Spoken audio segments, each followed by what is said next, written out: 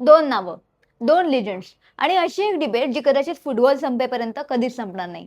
Cristiano Ronaldo की Lionel Messi? जेव्हा future generations फुटबॉलचा इतिहास वाचतील तेव्हा त्यांना एक गोष्ट नक्की कळेल की आपण अशा काळात जगलो जिकडे दोन सुपर ह्युमन्स एकाच वेळी फुटबॉल खेळत होते. एका बाजूला आहे प्रचंड मेहनत, फिटनेस, डिसिप्लिन आणि विनिंग मेंटॅलिटीचा आयडल क्रिस्टियानो रोनाल्डो आणि दुसऱ्या बाजूला आहे फुटबॉलची जादू, क्रिएटिव्हिटी आणि प्युअर जिनियस लिओनेल मेस्सी. पण प्रश्न अजूनही तोच आहे की खरा गोट कोण? आज आपण फॅनबॉयझम नाही, इमोशन नाही, तर कम्प्लीट जर्नी, ट्रॉफीज, रेकॉर्ड्स आणि लिगसीच्या आधारावर हे बॅटल बघणार आहोत. शेवटपर्यंत बघा, कारण शेवटी तुमचं मत नक्की बदलू शकतं. सुपर हिरोची एक ओरिजिन स्टोरी असते, पण या दोघांची स्टोरी तर मूवीपेक्षा पण जास्त इन्स्पिरेशनल आहे. वयाच्या अवघ्या 12 वर्षी त्याने घर सोडलं, कुटुंबापासून दूर राहिला, लोकांनी त्याची खिल्ली उडवली, पण या मुलाने हार मानली नाही, कारण त्याला माहित होतं, मी जगातील सर्वोत्तम खेळाडू बनेन. दुसरीकडे अर्जेंटिनामधला एक छोटासा मुलगा, खूप शांत, खूप लाजरा, पण त्याच्या पायात काहीतरी वेगळी जादू होती. पण अचानक एक धक्का, त्याला ग्रोथ हार्मोन डेफिशियन्सी असल्याचं समजलं. पुढची ट्रीटमेंट महाग, करिअर संपल्यासारखं वाटत होतं. पण एका क्लबने त्याच्यावर विश्वास ठेवला, FC बार्सिलोना, आणि त्या निर्णयाने फुटबॉलचा इतिहास बदलला. त्या मुलाचं नाव होतं लिओनेल मेस्सी. एका खेळाडूने ॲडव्हर्सिटीवर मात केली, तर दुसऱ्या खेळाडूने अशक्य वाटणाऱ्या परिस्थितीवर मात करत इतिहास घडवला. रोनाल्डो आणि मेस्सी मधला सर्वात मोठा फरक म्हणजे हार्डवर्क वर्सेस नॅचरल टॅलेंट.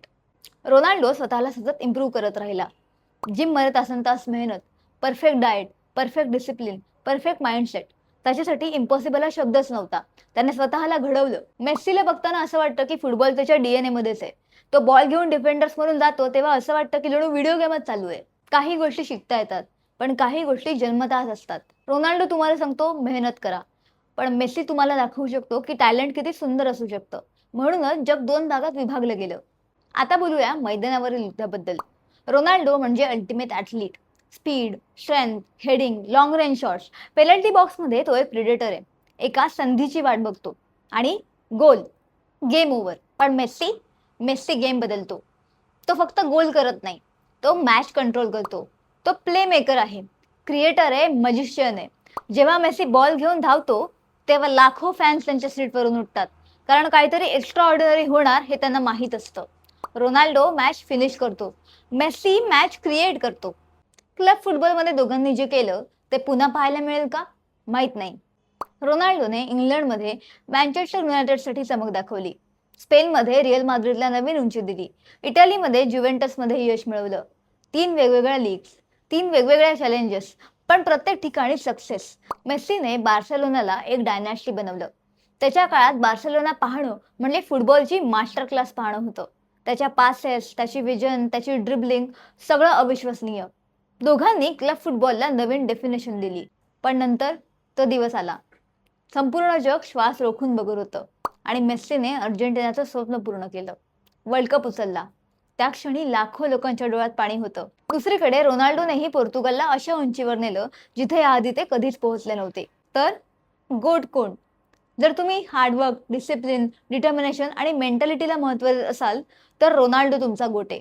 जर तुम्ही क्रिएटिव्हिटी, टॅलेंट, विजन आणि फुटबॉल मॅजिकला इम्पॉर्टन्स देत असाल तर मेस्सी तुमचा गोट आहे. पण कदाचित आपण चुकीचा प्रश्न विचारत आहोत, कारण गोट कोण हे विचारण्यापेक्षा आपण किती लकी आहोत हे विचारायला हवं. आपण अशा काळात जगलो जिकडे रोनाल्डो आणि मेस्सी एकाच वेळी खेळले. एका रायव्हलरीने फुटबॉलला जगभर पोहोचवलं, लाखो मुलांना स्वप्न पाहायला शिकवलं, आणि कदाचित अशी रायव्हलरी पुन्हा कधीच बघायला मिळणार नाही. आणि म्हणूनच रोनाल्डो फॅन असो किंवा मेस्सी फॅन, एक गोष्ट नक्की, दोघेही फुटबॉलचे अमर लिजंड्स आहेत आणि म्हणूनच ही डिबेट कदाचित कधीच संपणार नाही. आता तुमची वेळ. टीम रोनाल्डो की टीम मेस्सी? कमेंटमध्ये नक्की लिहा.